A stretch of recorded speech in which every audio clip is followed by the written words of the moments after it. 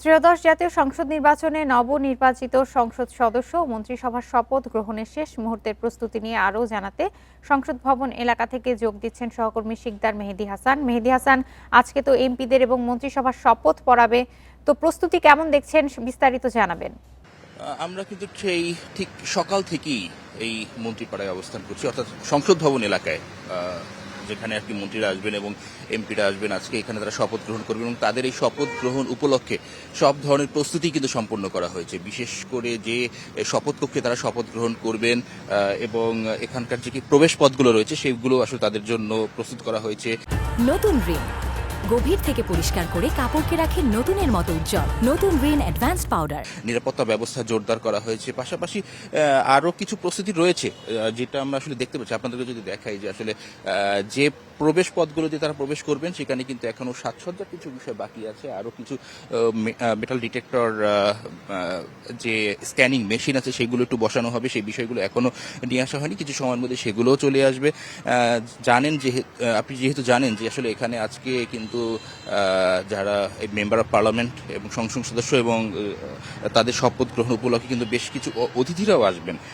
সেক্ষেত্রে আসলে নিরাপত্তার বিষয়টিকে একটু জোরদারভাবেই দেখা হচ্ছে। পাশাপাশি আজকের এই দিনটিকে উপলক্ষে কিন্তু সংসদ ভবনের চারপাশে অর্থাৎ ডিএমপির পক্ষ থেকে একটি ম্যাপও দিয়ে দেওয়া হয়েছে। আচ্ছা, যে ম্যাপগুলো অনুযায়ী যানবাহন চলাচলে যাতে বিঘ্ন না ঘটে সেই বিষয়টি যাতে মাথায় রাখা হয়। আর যদি বলি যে আসলে আজকে সকালের দিকে কিন্তু আসলে মূলত যারা সংসদ সদস্য আছেন তাদেরকে শপথ গ্রহণ করানো হবে এবং বিকেলের দিকে মন্ত্রী পরিষদের বৈঠক।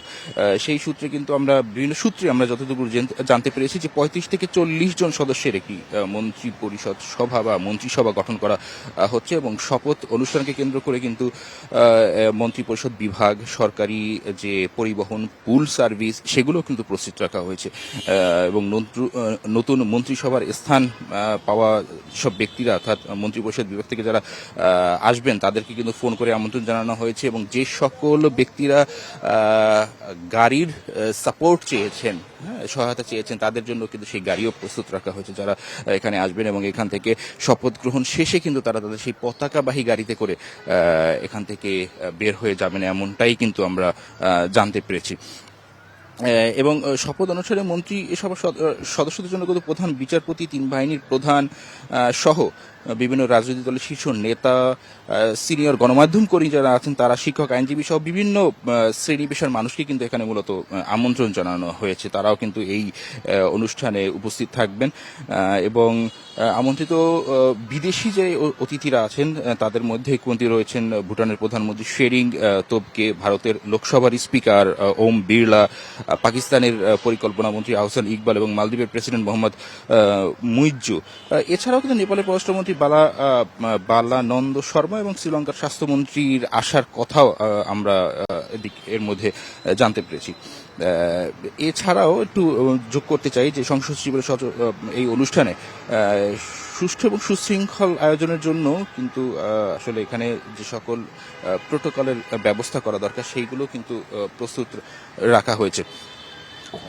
পাশাপাশি যদি আরো বলতে চাই যে আইন শৃঙ্খলার জায়গা থেকে কিন্তু এখন পর্যন্ত শুধু ডিএমপি না, ডিএমপির পাশাপাশি এখানে অন্যান্য যে সকল আইন শৃঙ্খলা বাহিনী আছে বা গোয়েন্দা সংস্থা রয়েছে সেই সকল গোয়েন্দা সংস্থাকেও কিন্তু এখানে জোরদার করা হয়েছে যাতে কোনো ধরনের অপ্রীতিকর ঘটনা মূলত এখানে না ঘটে। সেই জায়গাটিও কিন্তু দেখা হয়েছে এবং ডগ স্কোয়াডের মতো প্রশিক্ষিত টিম দিয়ে কিন্তু এই জায়গাটিকে আসলে ঘিরে রাখা হয়েছে। আর এছাড়া যানবাহন চলাচলের জন্য কিন্তু চারপাশের একটি সড়কের একটি অংশ অর্থাৎ আজকে চলবে এবং অন্য একটি অংশকে একটু খালিয়ে রাখা হয়েছে যাতে কোনো ধরনের এই নতুন মন্ত্রী পরিষদ গঠন, নতুন সংসদ সদস্যদের আসা যাওয়া এবং অতিথির আসা যাওয়া যাতে কোনো বিঘ্ন না ঘটে। তো আমরা এখন পর্যন্ত এই প্রস্তুতি। জি, আপনার কাছে আমরা পরবর্তী সংবাদে আবার ফিরে যাব। আপনাদের সংসদ ভবন এলাকা থেকে জানাচ্ছিলেন সহকর্মী মেহেদী হাসান।